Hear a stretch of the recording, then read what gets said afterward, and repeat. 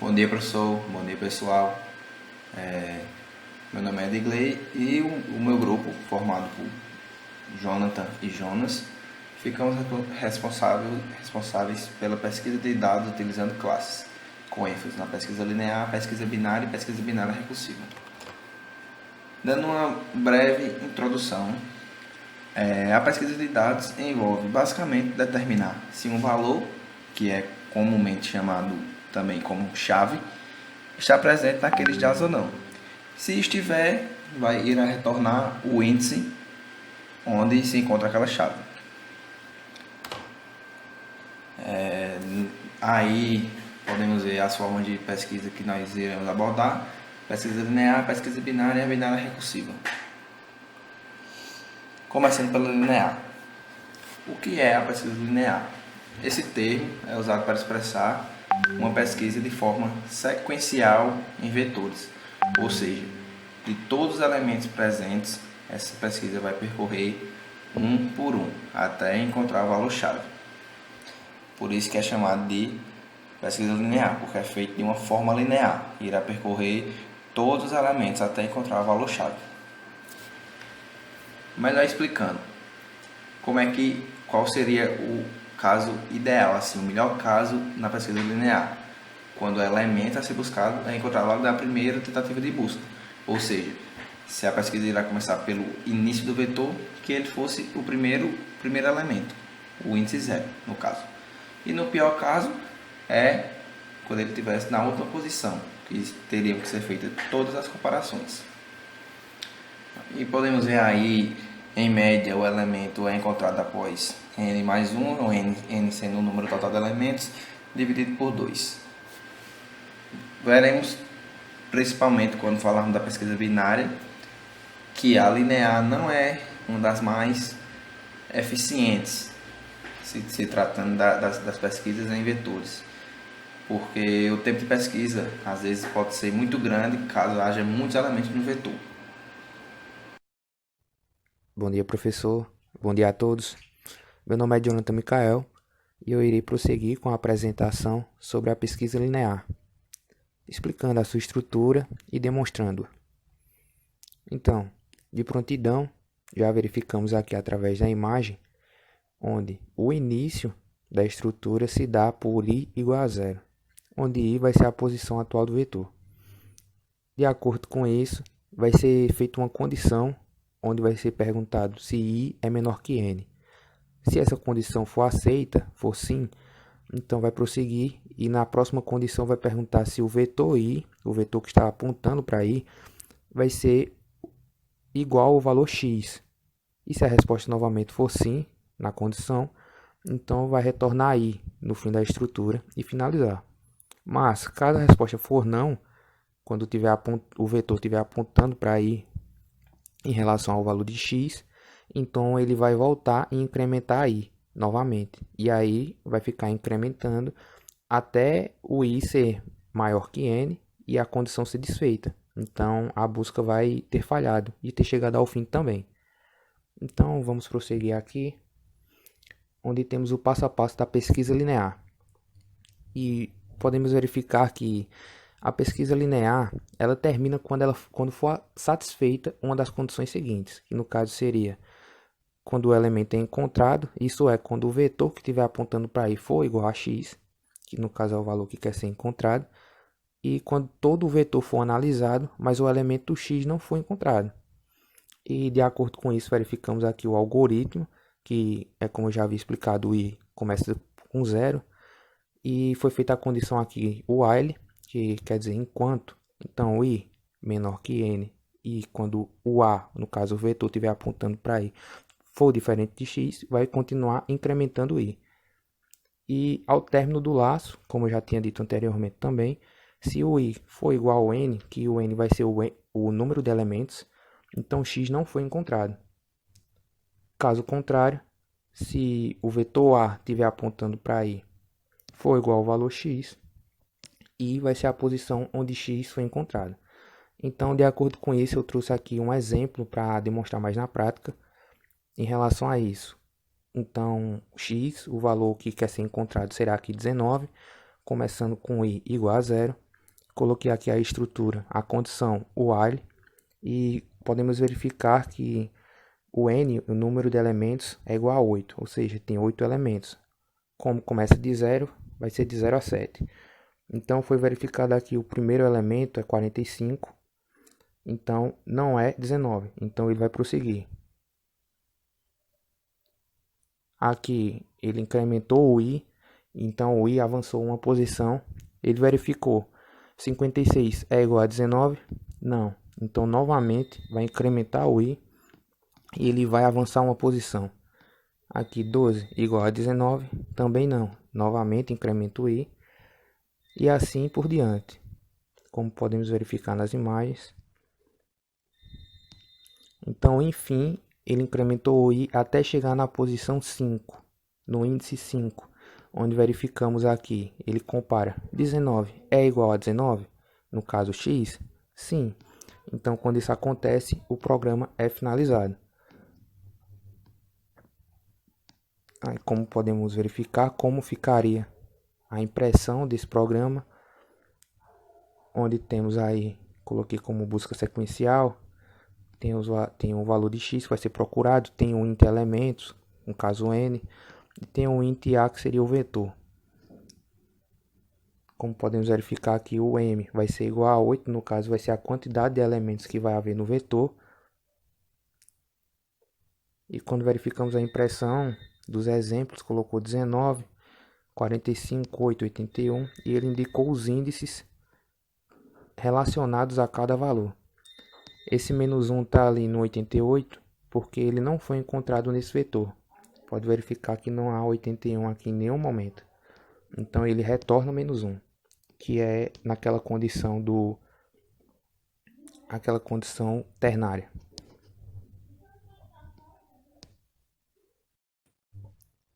Prosseguindo, então após essa demonstração de como seria a estrutura em relação à pesquisa linear e como ela funcionaria, eu desenvolvi aqui um programa, um pequeno programa simples, apenas para efeito didático, e mostrar a vocês como funcionaria essa pesquisa linear em relação ao valor de x, usando classes. A visualização eu acredito que vai ficar um pouco difícil, mas como eu havia dito anteriormente, é só apenas para efeito didático. Então, como podemos ver, temos aqui o programa onde eu inicializei a classe, coloquei como busca, coloquei os atributos como private, onde vai ter o ponteiro v e o inteiro n vai ser os elementos. Coloquei como public o construtor, já inicializei com um valor int, e também coloquei um método pesquisa linear. Já coloquei aqui o método pesquisa linear, onde a pesquisa linear eu coloquei aqui os parâmetros int e coloquei int para chamar o vetor.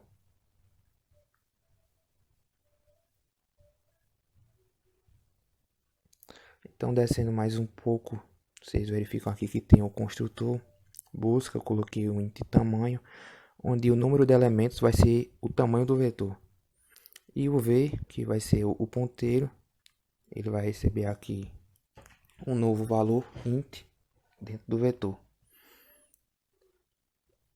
Tem um método aqui pesquisa linear, onde eu coloquei a estrutura da pesquisa, como eu já havia dito anteriormente, int i igual a 0, e a condição aqui while, onde i vai ser menor que n, e o vetor v vai apontar para a posição i, deixa eu mudar aqui, enquanto for diferente de x. Então, enquanto esse valor for diferente de x, ele vai continuar percorrendo o vetor e incrementando uma posição. Caso contrário, ele vai retornar aqui quando o i for igual a n. No caso, a posição, quando for igual ao número de elementos, eu coloquei aqui um operador ternário, ele vai retornar o menos 1. Caso contrário, ele vai retornar o i, que é a posição encontrada, o índice. Coloquei aqui a main, Como vocês podem verificar, eu já abri aqui, coloquei no vetor esses valores com nove posições e eu vou inicializar para vocês verificar como ficaria.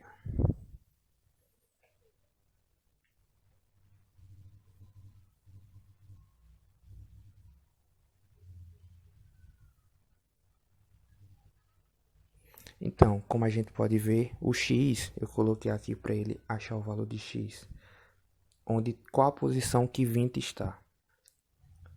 Aqui o 20. Então começa 0, 1, 2, 3, 4, 5. Então ele encontrou aqui o índice 5 e x igual a 9. Como vemos aqui, não tem o valor 9 no vetor. Então automaticamente, de acordo com o operador ternário, ele retorna menos 1. Bom dia, professor. Bom dia, pessoal. Eu me chamo Jonas e vou dar continuidade às pesquisas de dados. Queria apresentar para vocês a busca binária. Os algoritmos apresentados até o momento foram projetados sem levar em consideração se os elementos do vetor encontram-se ordenados ou não. Caso os elementos se encontrem ordenados, algoritmos mais eficientes podem ser aplicados. No algoritmo chamado busca binária, cada passo divide o espaço de busca em dois grupos até encontrar o elemento que está sendo procurado. O que é a busca binária? A busca binária é um tipo de algoritmo um pouco mais sofisticado do que a busca linear. Ela é mais eficiente, mas requer que o vetor esteja ordenado pelos valores da chave de busca. A ideia do algoritmo é a seguinte: assumindo que o vetor está ordenado, verifique se a chave de busca é igual ao valor da posição do meio do vetor. Caso seja, ele devolverá a posição, no qual o valor será encontrado. Caso o valor dessa posição seja maior do que o valor do meio atual, calculamos novamente o início do vetor, que será o meio mais 1, e o fim permanece o mesmo. De maneira mais objetiva, estamos apenas removendo os valores da esquerda ou ainda dividindo o array em 2. Caso o valor procurado seja o valor do meio atual, agora calculamos novamente o fim, ao fim do vetor que será o meio atual menos 1, ou seja, removendo os valores da direita da busca. De modo geral, eu vou dar uma breve demonstração para vocês como o compilador irá se comportar e vocês irão entender melhor essa ideia. Temos aqui n elementos ordenados, de 0 a 15 índice e de 16 elementos. Posição inicial igual a 0, posição final igual a 15 e posição do meio igual a 7. Para calcular a posição do meio, pegamos o índice inicial e o índice final e dividimos por 2, que vai dar 7.5, mas o compilador ele só irá trabalhar com valores inteiros, ou seja, se der 8.5, 9.5, usaremos os valores 8, 9 e assim por diante. Digamos que estamos procurando o valor 14. Já sabemos que o valor do meio, o valor do meio é 7, então temos que o índice 7 será referente ao valor 10. E como 14 é maior que 10, iremos excluir todos os valores à esquerda e começar a trabalhar somente com os valores à direita, ou seja, dividindo em 2. Temos um novo início, 8, e um novo fim, 15, que seria a posição inicial 8, a posição final 15, que dividindo dá 11.5, mas utilizamos o 11. Então temos o índice 11 referente ao valor 15. Como 14 é menor que 15, iremos trabalhar com os valores à esquerda do 15, esquecendo os valores à direita. Teremos um novo início e um novo fim, que será 18 dividido por 2 dá 9, então o índice 9 será referente ao valor 13. Como 14 é maior que 13, iremos trabalhar com os valores à direita do 13, que só resta o 14, que terá como início 10 e fim 10, assim achando o valor procurado. É muito importante ressaltar que só utilizamos 4 comparações para conseguir achar esse elemento. Vou mostrar um pouco do código agora para vocês, uma possível implementação do código.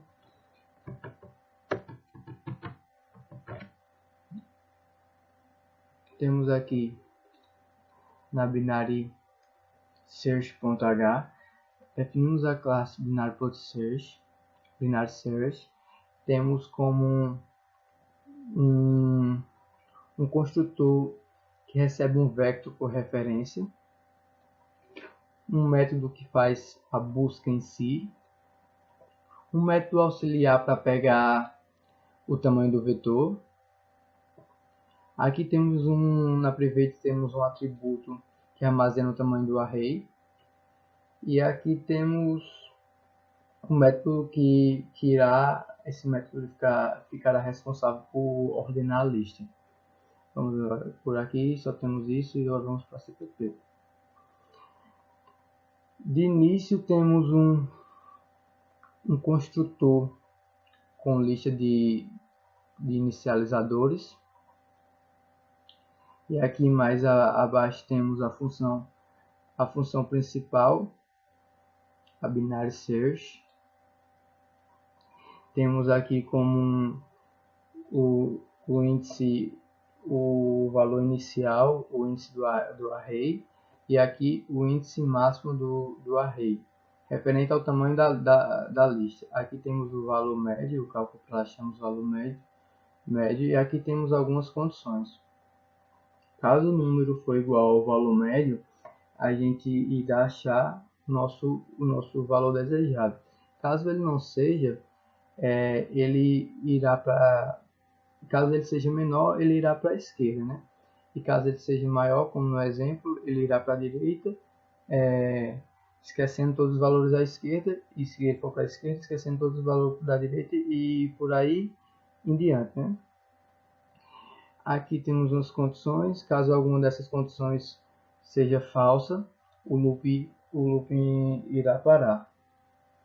Aqui mais abaixo temos um método de ordenação da lista. Vamos na main. Aqui na main temos uma lista com 12 elementos desordenadas. Aqui eu tenho ela já ordenada e estamos procurando o valor 50. Um ponto importante que vale ressaltar é que para utilizarmos esse método sort, a gente precisa incluir essa biblioteca algoritmo. Aí no caso estamos procurando o valor 50, vamos testar aqui no programa.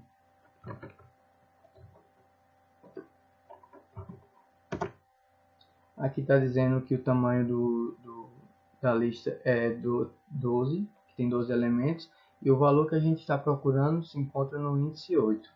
Vamos ver se confere.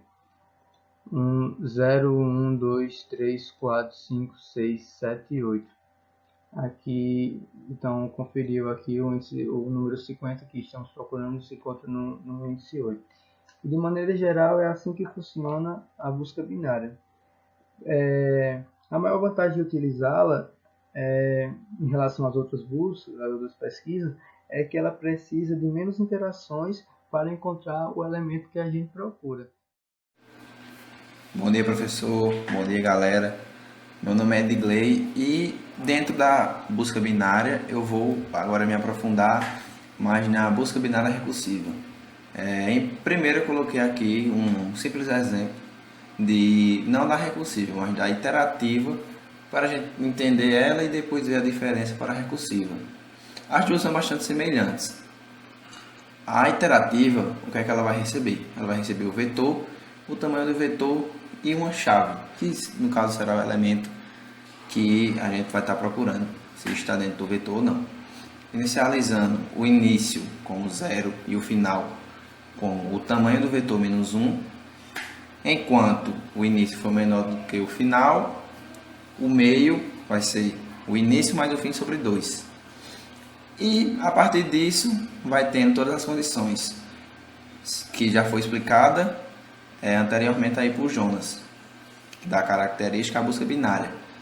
Se a primeira comparação, que no caso é a chave, for igual ao elemento que está no meio do vetor, o elemento já foi encontrado. Se não, ele vai fazer as condições. A chave é maior do que o elemento que está no meio? Se sim, vai continuar a busca no vetor à direita, descartando tudo que tem à esquerda. E o contrário, se o elemento for menor, vai continuar a busca no vetor que está à esquerda, descartando o que tem à direita. Só que podemos perceber aqui que não temos nenhuma recursividade, ou seja, não temos mais nenhuma chamada da mesma função dentro da própria função. Passando aqui, nós podemos ver a recursiva, que ela irá receber o vetor, o início, o fim e a chave, que é o elemento que estamos procurando. De início é praticamente igual à iterativa. Se o início for menor ou igual ao fim, o meio vai ser início mais fim sobre 2. E começam as condições. Se a chave for igual, se o elemento que estamos procurando for igual ao elemento que está no meio, já vai retornar esse índice. Se não, aí vai ver. O elemento é maior do que esse elemento que está no meio? Se sim, vai continuar a busca no vetor à direita. É basicamente a mesma coisa, só que podemos ver que dentro da mesma função há uma chamada dela própria. Só que o que é que vai mudar? Ela também vai receber um vetor, só que o início dela será diferente. Será começando do meio do vetor mais 1. No caso, se a busca for continuar no vetor à direita, descartando à esquerda. O fim será o fim do início também, e a chave será a mesma. E se, de acordo com a primeira comparação, o elemento que estávamos procurando fosse menor do que o elemento que está no meio, a busca será agora a partir do vetor à esquerda, descartando o que tem à direita. Então, nós retornaríamos a busca binária recursiva novamente, ou seja, faria outra chamada da mesma função dentro da função, só que mudando, recebendo um vetor, o início, no caso, seria o mesmo início, só mudaria o final, que o final, no caso, seria o meio menos 1, e a chave seria a mesma. E caso nenhuma dessas condições sejam satisfeitas, é porque o elemento não está no array e retorna menos 1. Aqui é um exemplozinho básico que eu fiz utilizando classe, declarando os elementos private, o ponteiro que receberá os valores do vetor, o início, o meio, o fim. Aqui temos o construtor e o método da busca binária recursiva. Aqui temos a declaração do construtor, que irá receber o tamanho do vetor, e aqui temos a declaração do método da busca binária recursiva. Aí tem todo o método já explicado, e aqui tem a main, instanciando um objeto, busca. Aqui eu coloquei busca para ficar mais fácil de entender, mas poderíamos criar uma classe lista, com uma lista de números, se você quisesse saber se determinado número está nessa lista. Lógico, lembrando sempre que tem que ser de forma ordenada. Poderia ser, se não sei, lista de CPFs, lista de números de telefone, alguma coisa assim. E declarando o vetor aqui de forma ordenada, nós já sabemos o início, o fim, e colocando a chave como 20. Vamos colocar para compilar. Colocar aqui. Declarando a chave como 20, que no caso será o índice 5.